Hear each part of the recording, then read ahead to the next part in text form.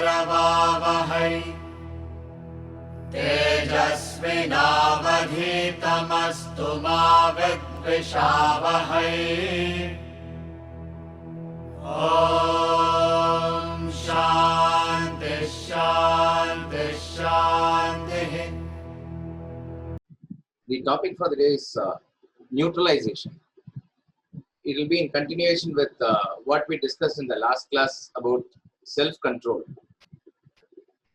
We discussed a few points about the importance of sense control and also the method of doing it.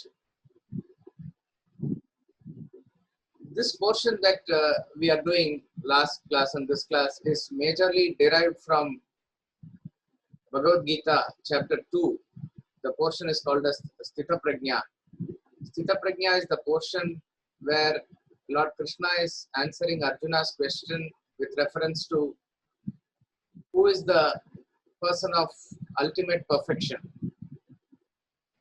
who is a self-realized soul, who is a person who is Sthita Prajna means wisdom, Sthita means established, who is the one who is completely established in the self, who is established completely in the wisdom of the self. So he is talking about the ultimate state of self-realization, absolute state of a person who has reached that state, and it's one of the most celebrated portions of Gita. But what is very interesting is, though he is talking about the absolute state, those verses which come under this topic, those totally 19 verses are there. Most of the verses are down to earth and practical, which can be used in our day-to-day life at the level of every human being, not just at the level of the self-realized master. That is why Vedanta, particularly Bhagavad Gita and other texts, are very inspiring, because it is not just showing us as to what that ultimate state is, but it is also giving us the path to reach that state. If that is not given to us, then we may not feel inspired to connect with it. You may keep Bhagavad Gita book in a puja room and do a worship and offer flowers to it. That's about all. You will not be inspired to take it up and read or understand the principles in it, unless otherwise we are able to connect to it at the practical level. And from third chapter onwards till the end, where he is giving various yogas, various paths, various methods for our worship, etc. Second chapter, which is the essence of Gita, which is talking about the highest wisdom, even there it has kept it. And particularly this portion, most of you might have heard Swamiji at various points of time. Whenever he does this portion, he feels much more inspired. And even in academy or in public lecture, this is a portion which is always taken first. Even when you talk about the cycle of Bhagavad Gita, generally it is starting with this Sthita Prajna portion only. So in this portion, what we discussed in the last class is about control of senses. In verse number 61 is where he says, Vashehi yasyendriyani tasya prajna pratishtita. One who has mastered or controlled his senses is the one whose wisdom is established. The question of Arjuna is to describe a self-realized person, for which next 4 verses he gives a direct answer to it. After that point, he is going elaborately into the aspect of self-control or sense control, and going into mind control, etc. In the whole process, he is explaining the importance of intellect. And then in the beginning, as though in this portion in verse 61, and the end of this portion, which is verse 68, in both these verses, he is verbatim sort of saying the same thing, that he can be a Sthita Prajna, he can be a man of perfection, or he is called as a man of perfection who has his senses under control. See, we can always give a definition for a self-realized master or a person who is a Sthita Prajna as one who is in a super conscious state, which is correct. But what is superconscious, we do not know. Only the self-realized master will know. It is a state of a higher consciousness than what we go through now, which we have no clue about. And that statement can be a correct statement also. But it is not of any help to us. But when Krishna says, Vashehi yasyendriyani tasya prajna pratishtita, self-realized person is one who has his senses under absolute control. That is even more inspiring. So it is also talking about a person who has his senses under control. Not only it shows the picture of perfection, it is also showing the path towards perfection, that if you need to reach that state, you need to work with or start working with your sense control. So throughout this portion of Gita, it is very inspiring. Each and every verse, step by step, it is showing that how it is self-control that is important. How it is, because people, when they talk about spirituality, when they want to relate about it, they want to know about what is Maya, what is perception, what is illusion, Vedantic theory of perception and law of causation. We want to also understand the theory of reincarnation, law of karma, various things are there. And these are all highest principles of Vedanta philosophy, not to belittle or poo-poo them. But where does it all start practically from us? All these principles that are there will not gel with us at the wisdom level if we are not trying to move along the path. That is why in the last Sunday class we said, education is not something to be learned. Education is something to be realized. Our rishis of the past also were not satisfied with mere intellectual understanding of the concepts. It is only truth half understood. It is fully understood only when it is realized. That is why there can be giant intellects who can be, very powerful in their arguments and debates. But sometimes we see that there will be a disconnect with reference to their teachings, because what they internalize and live and what they teach may be two different things. That is why we said Acharya is a person who has absorbed the Shastras within them, consolidated the knowledge, and also lives that knowledge, Acharati. And that is how he can set himself as an example, and by which process he establishes that in the student also, in the society also. So internalization of knowledge is important, for which we have to start with sense control. In other words, as we practice this, the knowledge of Gita or any Vedantic knowledge, any knowledge for that matter, seeps into us, gets into us more easily. So it is not just merely having a fancy about intellectual understanding and having discussions and debates about it. Yes, that is one aspect or one process of our education. But real education is when you really feel it, when you really internalize it and realize it. So for which practice also should go along. Remember, first, as far as we are concerned, we need to just get the knowledge and only worry about internalizing it. Don't worry about when will I practice, how will I practice, how will I transform my personality. No, we are not talking about your focus shifting towards result orientation, about you improving yourself. That is not the focus. And there are some people who say, why should I even continue with the classes? Why should I even study? I am not able to implement it, and that is agitating them more. This sort of a mindset should not come. Do not worry about how the internal change occurs and when and how it happens, because it is happening internally. It will happen. According to the law of cause and effect, nothing will go waste. All that you need to focus about it is to dwell upon these thoughts, to dwell upon these concepts, to clarify your doubts, to make it clear within you at the intellectual level, and then try to contemplate about it. Then you will find automatically the changes happening, automatically them getting implemented at your action level also. So theory and practice are not different from each other. If something is only theoretical and not practical, then there is something wrong with the theory. What is theoretical has to be practical. What we study in chemistry as a theory has to be experimented in the laboratory, and the results has to be established there. Exactly like that, when we talk about certain principles in Vedanta or any philosophy for that matter, if you say all that is very good as far as the theory of it is concerned, and it's good to discuss in a classroom like this, in a satsanga, or to have a discussion about it, but it will not get applied in practical world, and particularly this present world and present circumstances of my family, it is not applicable if you say two things. Either we have not understood it or understood the depth of it properly, or the theory is wrong.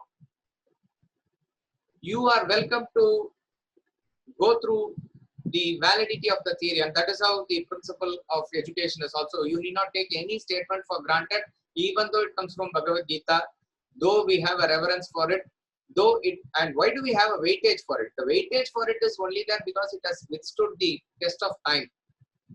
Over 5,000 years, it has been proving itself, and it has been inspiring for each and every person along the way, from a person who is at the highest state of sadhana towards a person who is even working in the office. So therefore, we give a lot of weightage to it, and therefore we break our brains to understand what is given there. That much we do. And then you will find that as you go through the verses, as you internalize it, that is where we have to understand manana is the important aspect. Shravana is what we listen, what we read. And then what is the bulk portion of it is the manana. Manana is when the external knowledge gets transformed into internal wisdom by your study, by your reflection. We will take that up separately as to how to do reflection. But it should not stop with reflection. It should go into nididhyasana, contemplation. That is when you have crossed the stages of doubts and other things, but you are sort of courting it and living it and wanting to see the truth, which will culminate in meditation. To that extent, it should go. So it all starts with understanding. So at our level, even as you are going through these verses or going through these concepts and trying to understand it at the intellectual level, it has that much benefit. But live with it, court it, always live with it, like that is. Right. So we talked about self-control from the point of view of how we should restrain our senses. This aspect of self-control is further elaborated in its two aspects. Verse 64 of the same chapter talks about two aspects of self-control. Very subtle verse. You can refer to commentary of Swamiji also. It's an elaborate commentary. It says, Raga Dvesha Vyuktaistu Vishayan Indriyaischara Atmavashyai Videyatma Prasadam Adhigachati. Here in this verse, two words that you need to note is Atmavashyai Videyatma. Atmavashyai also means one who is controlled. Videyatma also means one who is controlled. So there are two times the same meaning is coming through different words. Whenever such a thing comes, it is a clue for you to pause and think as to why it is given. Like chapter 2 verse 53, where he talks about Yada Stasyati Nischala and Achala in the same word. Nischala means also steady. Achala also means steady. Why two words are given? And when we know Shastras are known for their brevity, for not wasting words. Here he says Atmavashe and Videyatma. So that means a self-controlled person, why he should be self-controlled? A self-controlled person, if he has to be self-controlled, means there are two types of self-control one has to practice. What are the two types of self-control? One is that you need to control, you need to make sure that the likes and dislikes that are sitting within your system does not prompt your actions. See, actions at the body level can be initiated by either the likes and dislikes of your mind or by the intellect. For most of us, since we have collected this likes and dislikes from the very beginning and it has become like a motor, that is what is actually propelling us to do the actions. So if I like something, I act based on my like immediately.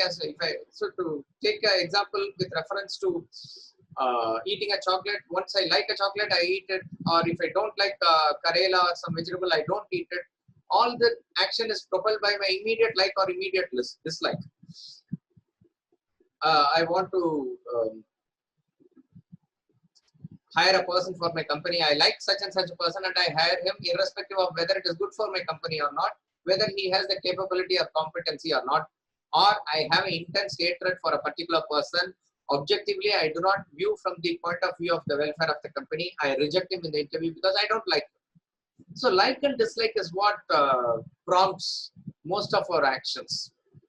So Vedanta says, everybody having a like or dislike of their own is fine. Fine in the sense it is there, right from the beginning it is there. And to have a particular taste for one's own is okay. But when it comes to actions, it must be guided by the dictates of your intellect, which is with reference to what is right.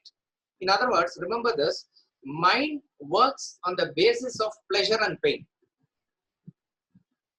Intellect works on the basis of right and wrong. I repeat, mind works on the basis of pleasure and pain. Intellect works on the basis of right and wrong. Mind says, this is giving me immediate pleasure, therefore it is right. Intellect says, this is right, therefore it will give me pleasure, maybe not now, in the long run. I repeat, mind says, this is pleasurable, therefore it is right. Intellect says, this is the right thing to do. It may not be pleasurable in the beginning, but it will be eventually be pleasurable. This is the difference. So, intellect is that which has to prompt the action. So, where does the self-control come here? Whenever any action is done here, you have to scrutinize with your intellect as to whether it is the right thing to do. Sometimes, what is the right thing to do may be to your like also, but the prompting must be at the level of your intellect, not from the mind. So, this is one aspect of self-control where your intellect should direct your actions, not the likes and dislikes of your mind. Second is little more subtle. Okay, I do not act based on my likes and dislikes. My actions are basically propelled by my obligation, my goal, my duty. What is the right thing to do, I should do. But what is interesting is, in each and every action that you do also, you encounter various experiences. And whether you like it or not, the mind has a tendency to get attached to any of these experiences. See, we are all at various stages of the development of intellect, and our strength of intellect is there, anywhere between 0 and 100. If you take 0 to be the level of the animal and 100 to be the level of a Sthita Prajna or a self-realized person, we are all somewhere there in between. A person who is at the 40% level, he will operate at that level. That when his emotions is below 40%, he will be able to easily and naturally control. But when it goes at any point of time beyond that, he will not be able to control. Now, even as you are careful in choosing your actions and your actions are directed by your well thought out plans according to your duty also, you may encounter various things during that process. In a particular thing, a mind may get preferentially attached. This is a different experience apart from your action that I am saying. For example, if a person is trying to, let's say, a person goes to a particular place to deliver a lecture, and that is what he is supposed to do. That is what he has taken up as his duty, and he is talking on the right principles or values, let us say. Along the way, he encounters various experiences like travel, like eating something, like various things. All these things are those things which he encounters along the way. Let us say somebody is calling him for a lunch, for a discussion, where he is again going for discussion only, for clarifying his doubts or for a purpose which his intellect says is the right thing to do. When they have lunch after that or during the discussion, there could be a sweet that is offered.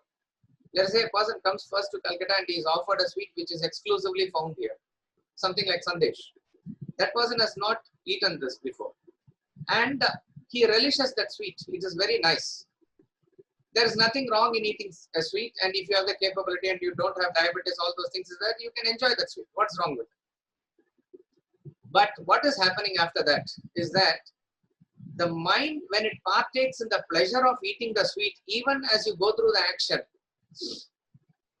when you partake in that experience and the mind partakes in the pleasure of eating that sweet, there is a chance that the mind lingers over it and it is thinking about that experience later in the day. This is possible. So imagine this to be the mind. The mind is made up of, not made up of, these 5 sense centers are aspects of your mind. C1, C2, C3, C4 and C5 are respectively the sense centers of the sense organs that you have. Sense centers are called as the Indriyas. Remember this. Indriyas are the sense centers. Sense centers are that aspect in the mind where your perceptions gets registered. We'll see how. O1, O2, O3, O4 and O5 represents the 5 respective sense objects which are there in the world. Sight, sound, smell, taste and touch are the 5 sense objects, and these 5 sense objects correspond to the 5 sense organs, and these are the organs that we have written here are there available as golayas at the external level of our personality. In the physical body we have these organs. Technically they can be called as golaya. Golaya means go in a sense, go means world. Laya means where it comes and gets embedded. So the sight comes and falls into your eyes. So this eyes that you have is a golaya. This ears, this organ, fleshy organ that is here is a golaya. Likewise the nose, the tongue and the skin. These are called as the golaya. So through this is what the sense traffic flows. So from the external world, the sight comes through the eye and falls in the sense center.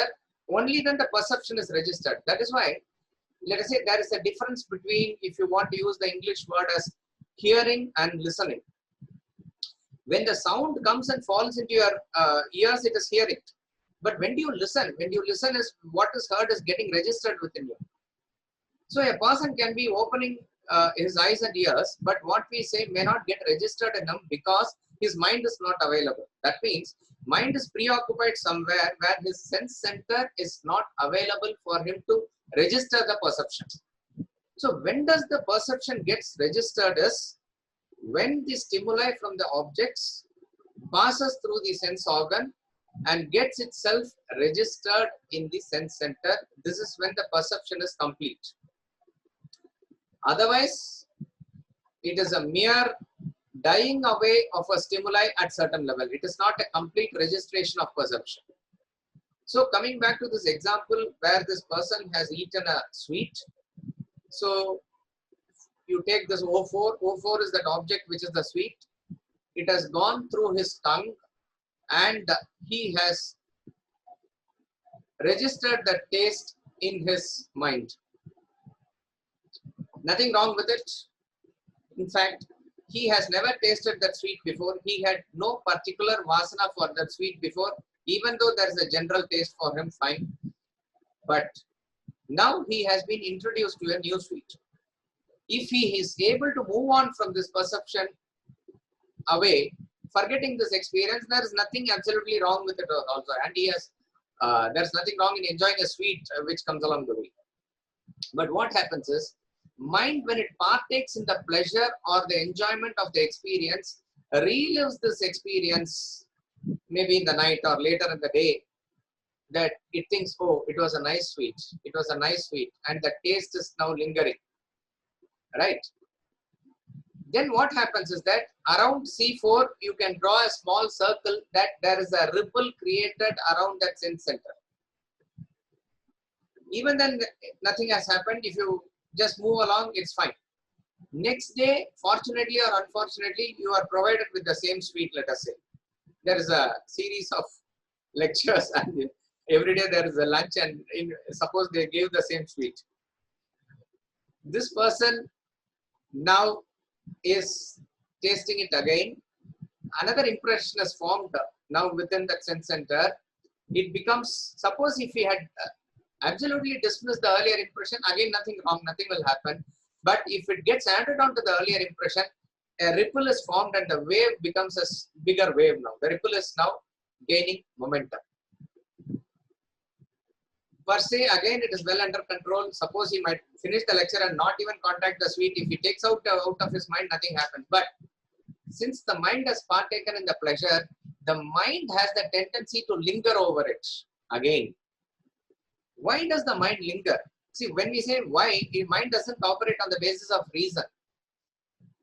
Mind believes that it is the sweet that has given him the pleasure and attributes that pleasure giving formula to the sweet. So thinks about the sweet again and again, so that it wants that pleasure again and again. Because as I said, mind operates on the basis of pleasure and pain. It wants the pleasure and it believes that the pleasure is in the sweet. Therefore, it thinks about the sweet again and again. That's the tendency of the mind. If you are not careful at this stage, irrespective of the level of your intellect, this ripples that get formed enlarges itself. And that is when impressions are formed. You can say you are now creating a fresh vasana or a fresh like and dislike in your mind. Fresh like is created. So, third day, fourth day, fifth day, when you go for the lunch, you are first thinking, are they going to serve the sweet today? Sixth day, seventh day, eighth day, you will say that where is the sweet? Because that comes out first. Are you serving the sweet? Like that it will come because now it has come and become a part of your system. So earlier you had no clue about the sweet. You had no idea of this. But now a fresh like or something is created. Not that you went in search of it, but it has happened into your system. And we do realize this only after it has gained certain momentum in our body. Like a cancer cell in the body or bacteria or a germ in the body is identified not when the first germ comes, but a colony of bacteria comes and then the doctor says this has been there for you for the last 1 week or so. That is when we understand it has been collecting itself. Like that is this. That the ripples do collect themselves and it forms a like. So what happens? So what are the two types of self-control that we are talking about here? First is that your actions should not be prompted by your likes or dislikes. Second is likes or dislikes should not get formed based on action. So the two aspects of self-control that is discussed in verse 64 are this. That is why he said these two words, Atma Vashyai Videya Atma.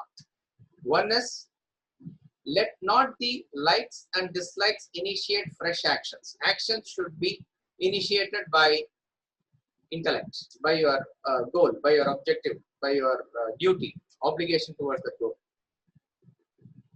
However, you like that action also. You may still like it, but the prompting of it should come from the intellect. And you can enjoy the action. Second is, let not actions deposit fresh likes and dislikes. Therefore, the formula is end perception with perception. It's easier said than done. In fact, you have to go through the process of what is given in the 12 yajnas, where he is talking about the yajna of perception, yajna of self-control, self-restraint, yajna of self-control. All this is coming step by step as to do it. So it is not very easy, but this is the formula. That if you end perception with perception means do not carry on the perception to lingering. If you eat the sweet, finish the sweet, be away with it. That's it. And that is what was the life of Lord Krishna. You see him, whether he is in Gokul in the young age, then he goes to Vrindavan, then he does Rasa Leela, then he goes to Mathura, then he goes to Dwaraka, then he goes to Kurukshetra. At each and every stage, whatever he does, there's no lingering back.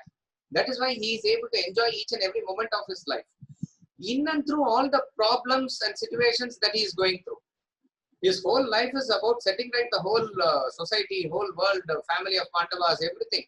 All the burden as though he is doing, but in a very, very light-hearted way he is moving about. How is it possible? It is just this ending perception with perception, and he is a person who enjoyed his life thoroughly. So this is the two aspects of the these are the two aspects of the self-control.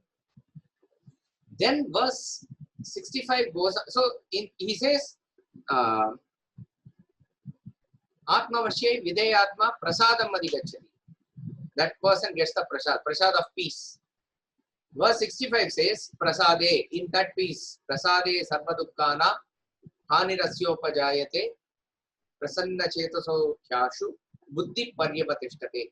In that peace, here does your intellect get established. In other words, the peace that you get about in a non-agitated mind by practicing these two aspects of self-control, it is in that peaceful mind do you get a chance for your intellect to prop up. So what is the formula that is given in verse 65 is, peace promotes intellect. And earlier what is given? Intellect promotes peace. It is both are correct. In fact, both these things promote each other. This is the two sides of the pedals of the cycle, an aspect of which we were discussing in the last class, that intellect should promote peace and peace should promote intellect. They go in a virtuous cycle of growth. Wherever there is intellect, you can exercise more self-control and you can gain more peace. When peace is there, your intellect will automatically elevate itself to a higher level. Even at the relative level, it's very interesting. Innovation is an aspect of intellect. You see in the history of the world also, collectively or in your own lifetime individually, when does your thinking come up naturally? Why it is said that we must do either e-learning or whether whatever study we do, why is it said that we must prefer to do it in the early hours of the morning? In the early hours of the morning, when this environment is also sattvic, when your mind is also sattvic, in the sense the sattva that you have is surfacing, in sattva means the peaceful state of mind, that is when your intellect props up. Your studying becomes more efficient there. It is in the peaceful times that great inventions and innovations have come about. Sometimes when it is a critical situation like a war, also an atom bomb can be produced. I am not saying that. But we are talking about a person, a scientist who is even producing it. If he is not given a conducive atmosphere of peace somewhere, he will not be able to think about anything and come out with these ideas and products. So the rishis even chose the Himalayan jungles for them to contemplate and bring out these truths. Great truths came about from them. Why? They were able to achieve that inner peace within themselves. So peace promotes intellect and intellect promotes peace. And then in verse 66 he says, without peace you cannot get happiness. Nasti buddhir ayuktasya nacha yuktasya bhavana nacha abhavayata shantihi ashantasya kutas sukham. Ashantasya kutas sukham. Put it within inverted commas. A person who doesn't have peace within himself, where is he going to get happiness? You can get everything else in the world. You can get material prosperity, you can get friends, you can get various other things, you can travel places. But if that peace is not there within you, I mean, you will not be yourself. So if you don't have that peace, where are you going to be a happy person, which is what you want to be? No, not possible. And where does it all start? Nacha bhavayata shanti. A person who does not have a pure disposition of emotions and meditation. Meditation means a single pointed focus. A single pointed focus means where he is steady. When his mind is pointed, when that is not there, where is it he is going to get shanti? And if there is no shanti, where is he going to get peace? And where does he get this bhavana? Nasti buddhir ayuktasya nacha yuktasya bhavana. Nasti buddhir ayuktasya nacha yuktasya bhavana means for a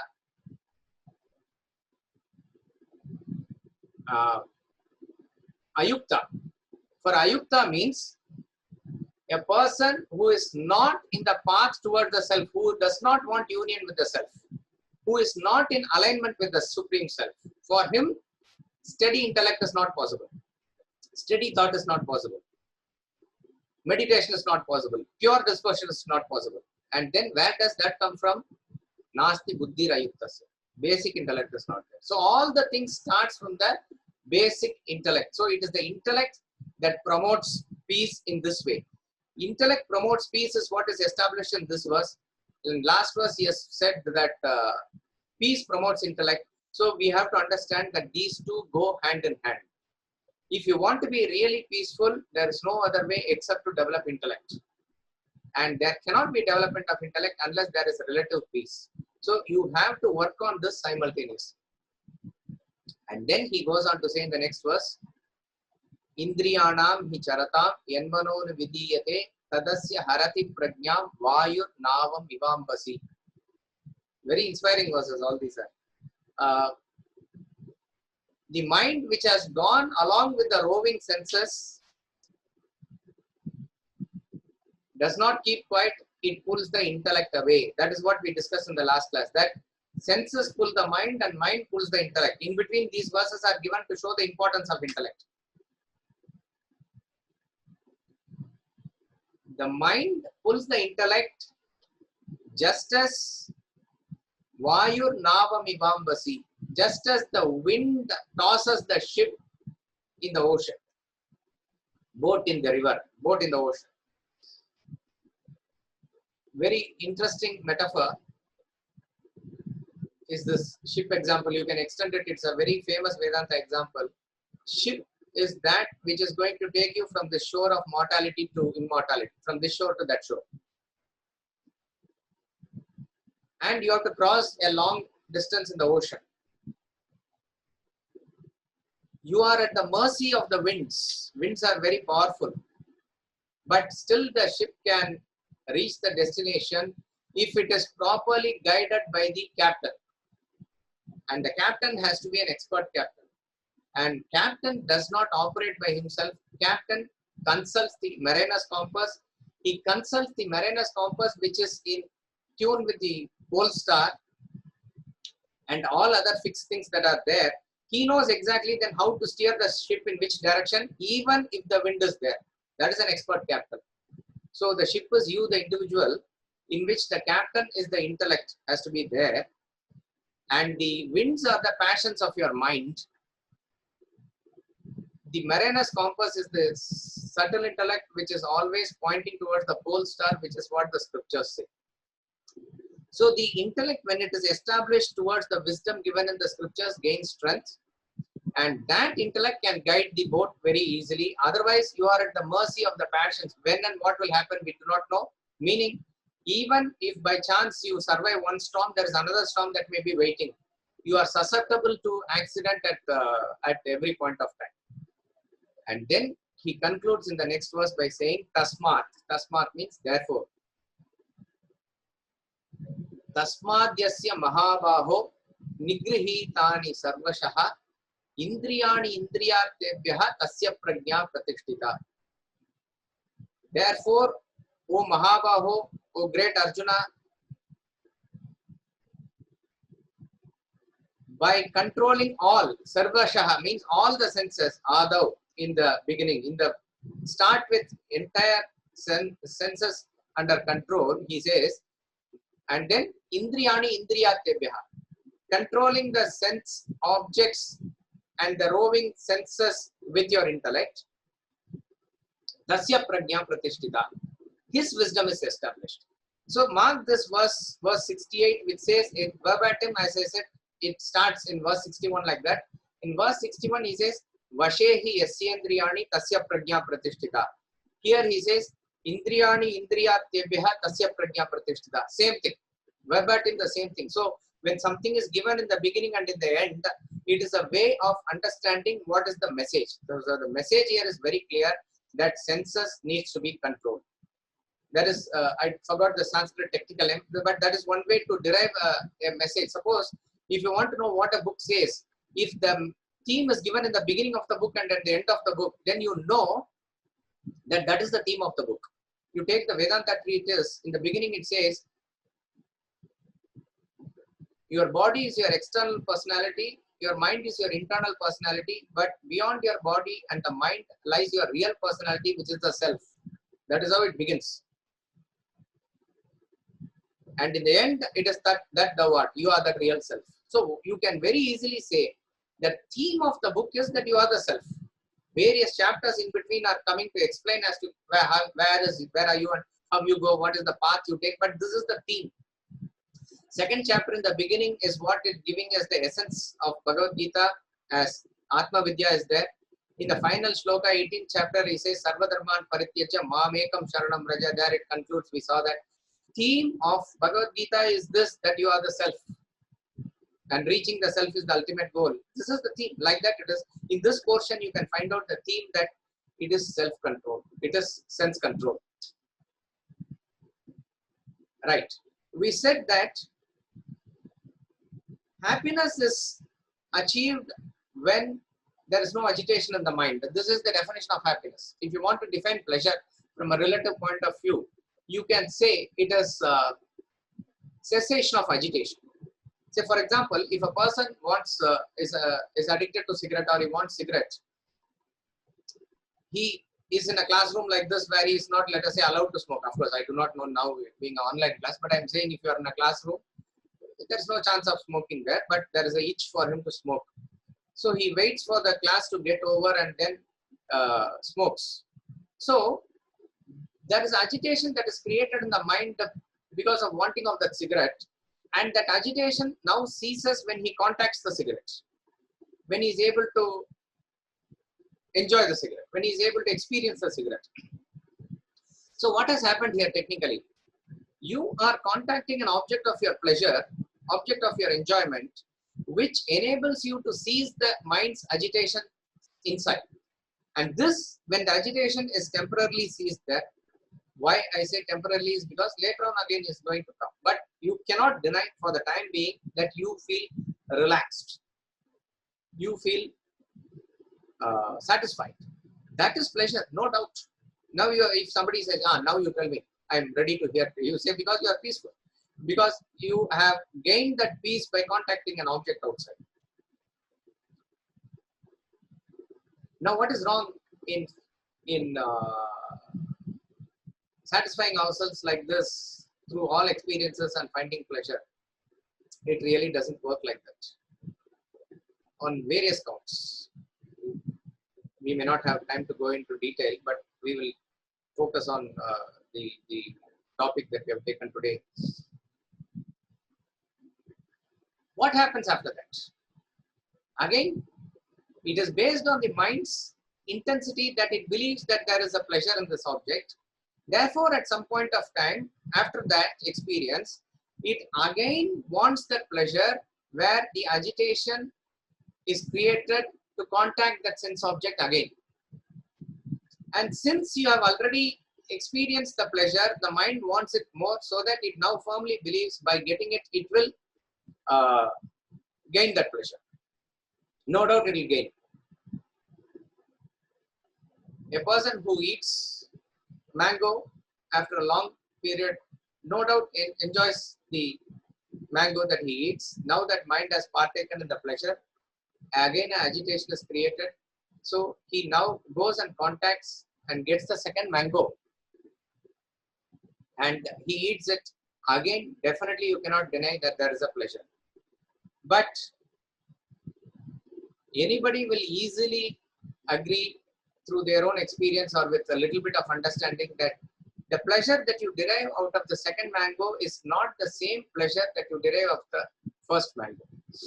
The first mango that you contacted, you enjoyed and you got so much pleasure.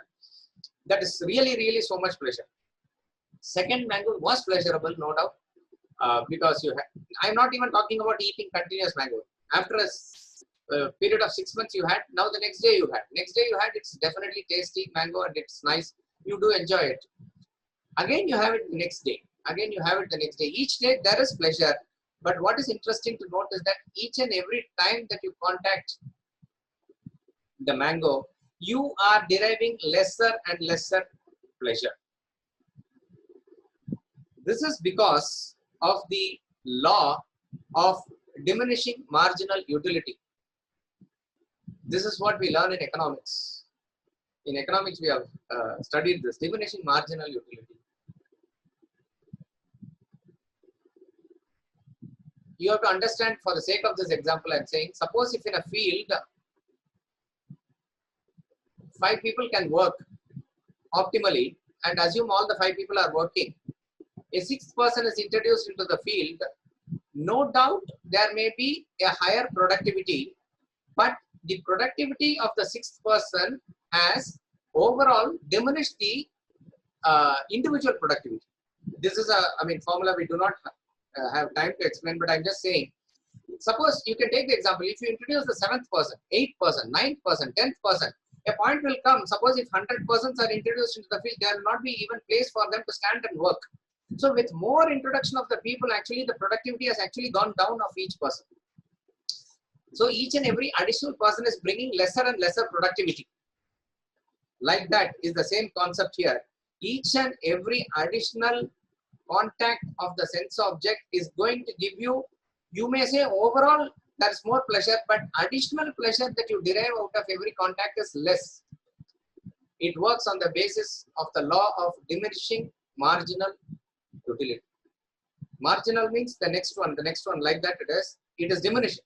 The utility is actually diminishing until it comes to a point where you can consume the nth mango. N can be 20 for one person, 100 for another person, I'm just saying. And you derive no pleasure at all. You derive no pleasure. This point where you derive no pleasure is called as the point of neutralization.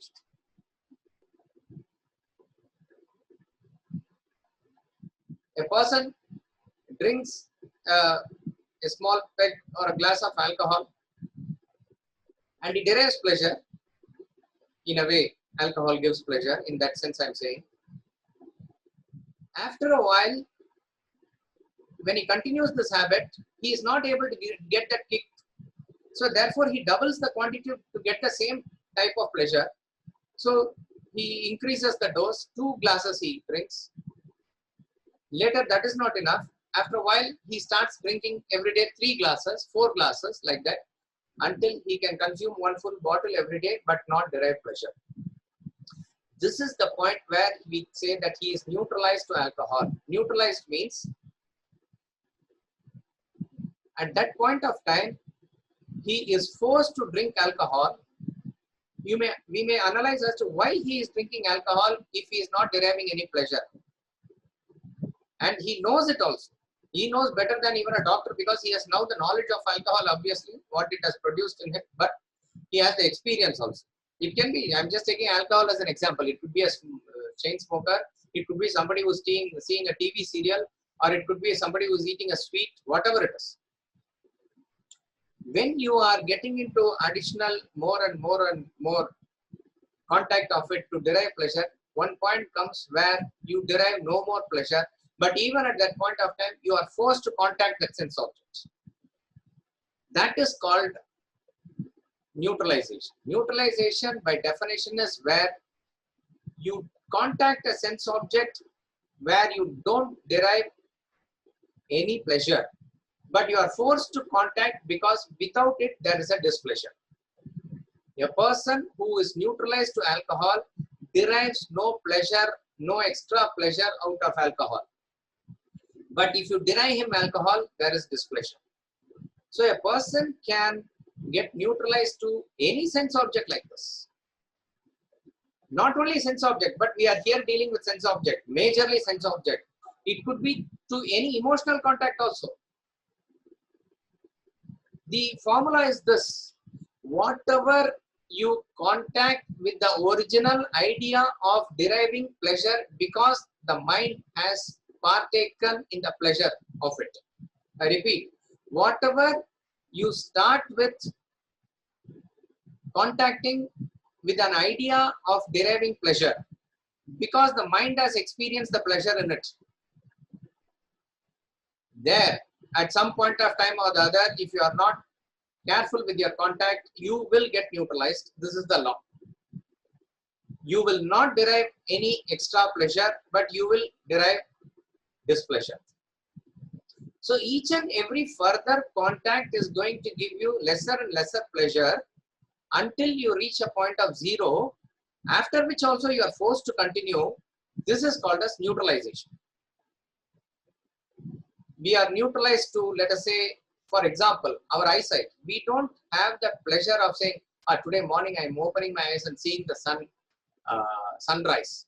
So I'm thankful for my eyesight. We don't say that. We don't enjoy the eyesight.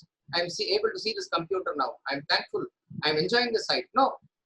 But if I'm denied my eyesight, there is displeasure. I will do everything to get back my eyesight. Oxygen. We do not enjoy breathing oxygen. But if you are denied oxygen, you will do everything to get back it. So these are natural things, whether it is eyesight or usage of hands or oxygen. But out of our stupidity, out of our unintelligent approach to sense objects, we contact objects outside us and derive that, get into that state of neutralization. A person can get neutralized to TV serial, no pleasure in seeing, but 7 o'clock you have to see it. 4 and up to 11 it may go. But at the end of it all, you don't feel happy about it. Yeah, a person can get addicted to movies, get addicted to Facebook, get addicted to alcohol, get addicted to speaking to a particular person. All this is when you derive something out of it, and on that basis you begin to contact with it. Let us see this chart. The x-axis represents the joy content. The y-axis represents the, x-axis represents the contacts, number of contacts. Y-axis represents the joy content. So this is how the curve of the joy goes. With every subsequent and additional contacts, the amount of the joy that we derive keeps on diminishing. We are talking about the particular joy that you get out of that particular contact. You cannot deny it is there, but subsequently there is a overall diminishing marginal utility. Until you come to this point, this is the point of neutralization where you see the red dot, where you have touched the x-axis, meaning the joy content is 0 here. But interestingly, the contact continues. The contact continues on x-axis like that. So remember this chart very well. Of course, this is given in the book also in a easier way that you can understand. When I say Fall of Human Intellect and the other books, every additional joy is leading up you to the point of neutralization, and then also you are forced to continue because what happens? So this is the formula that happens. Before neutralization, man plus x equals pleasure. That means man means anybody. A person plus the cigarette. A person plus the TV serial. A person when he watches the movie, or when he talks to a person, when he eats a mango, when he eats a sweet, whatever is that x, he derives pleasure, and you cannot deny this. This pleasure, this marginal pleasure that he derives out of every contact keeps on diminishing. Therefore, at the point of neutralization, what happens is that man himself becomes man plus x. That means you are inviting that object as a part of your system where it is going to sit within you as a burden. You are normal only with that object, otherwise you become abnormal. That person becomes, fidgety, or he cannot be by himself normal if at that point of time he cannot contact cigarette. If he doesn't drink, he will not be normal. And it's a point to think about. People say that my intellect gets opened up only when I drink, or my creativity comes only when I smoke. All this is absolute rubbish. Not possible again. There's no cause and effect relationship there. But you can psychologically think about one thing, that when a person is addicted to cigarette, when a person is addicted to alcohol, at some point of time when you deny the alcohol to him, he is not normal. His intellect cannot function, or whatever intellect at that point of time. So when he drinks at that point of time, when it gets temporarily satiated and is able to do whatever he is doing, he continues and finishes the work, and he attributes that to alcohol. It is a very wrong correlation of cause and effect. This is what happens at the point of neutralization. Without our realizing, we burden our personality. Then what happens? After neutralization, man minus x is displeasure. So this is the formula for neutralization. Upon contact, there is no pleasure. When denied contact, there is displeasure. I would want you to carefully note this chart, because this is very slightly different from what is given in the book, purposely done And this was discussed with Swamiji. Of course, when I say discussed with Swamiji, he knew this also, but he did not want to put this because it conveys a very, very subtle message here, which is probably too much for him to explain in the book at that point of time, because the context is not this. Or rather, let me leave it at that. Those who have the book, go through this chart in the book, or find the chart wherever it is. Yeah, I think it is there in the Fall of the Human Intellect, and see this chart. And forget about what is written there and all, about point of neutralization, joy, contacts, all those things. I am talking about the chart per se. There is a very subtle difference, and that difference is going to reveal a very great insight into this. Probably we will take it up in a future class if we get a chance, but that's what it is. Now, before we conclude, one thing that you need to remember is, how do we really maintain the joy? Even as you say that we do contact the objects, we do derive pleasure. It's not deniable. But at this point of time, I'm not a Sthita Prajna, definitely. And I do have my vasanas, my weaknesses and my desires. I'm forced to contact with the world, even with the idea of deriving pleasure. Let me accept it. Let me have at least my awareness towards this. But Vedanta says, even if you want to maintain that pleasure, if you want to, because we can go back to that living example again, that at 94 also you can still eat an ice cream and enjoy. No harm. Life is meant for enjoyment that way. A cow that gives milk, the calf can drink only the raw milk from the cow. You can make 1,000 sweets out of the milk and eat. That facility or that capacity only a human being has. You can create ice cream out of it and eat it. A cow cannot eat ice cream. So that is there for us to enjoy. But the question is, how do we maintain that pleasure? How do we at least make sure that we are able to enjoy the world to the extent possible, at least to the level that we originally started with? It is another matter to move out of it, get into the state of vairagya, go towards self-realization. All that is there. In fact, we must focus on that only. But along the way also, you must enjoy this. What is it? We will see next. Maybe next class, I do not know, but we'll see in some subsequent class. We'll take up questions. Now, is it possible that a person has achieved some level of self-control? Perceptions, the five senses are not are in reasonable control, let us say, not in perfect control. But at the same time, the person's mind is agitated. Okay, possible, very much possible, because when you talk about mind's agitation, you are giving a very, a general data. So mind can be agitated due to various reasons. See, for argument's sake, I'm saying, let's say he's perfectly controlled at the senses level. I am not able to understand this concept of intrinsic and extrinsic illusion. Suppose if a person is deep into it, that can agitate him. Or hair is falling and that can agitate him. Or fight with the wife and that can agitate him. Whatever it is. I'm just giving a general thing based on what he gave us data. So, but ceteris paribus, all other things remaining the same. A person with a fair self-control will be definitely more peaceful than one who is not.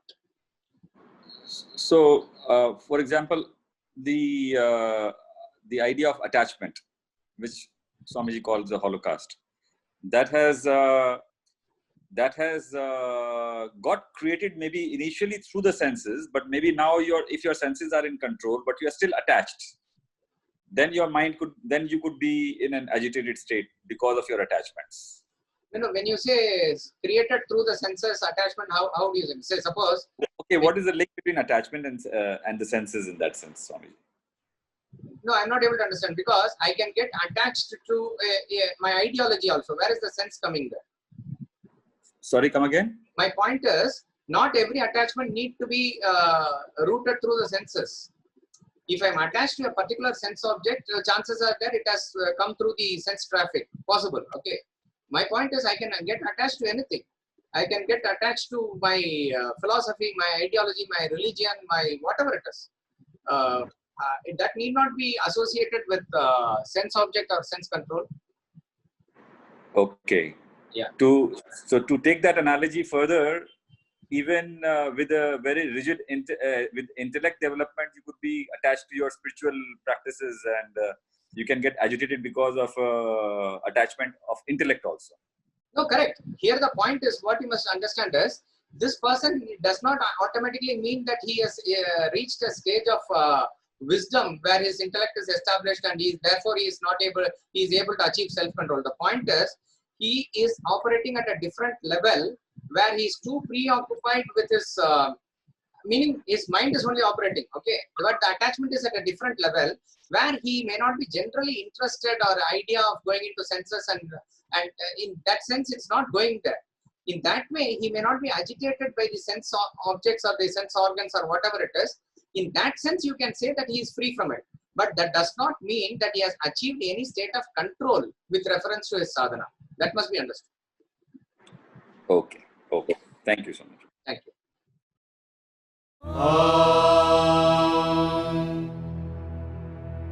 Poornam Adah Poornamidam Poornat Poornamudachyate Poornasya Poornamadaya Poornamevavashishyate.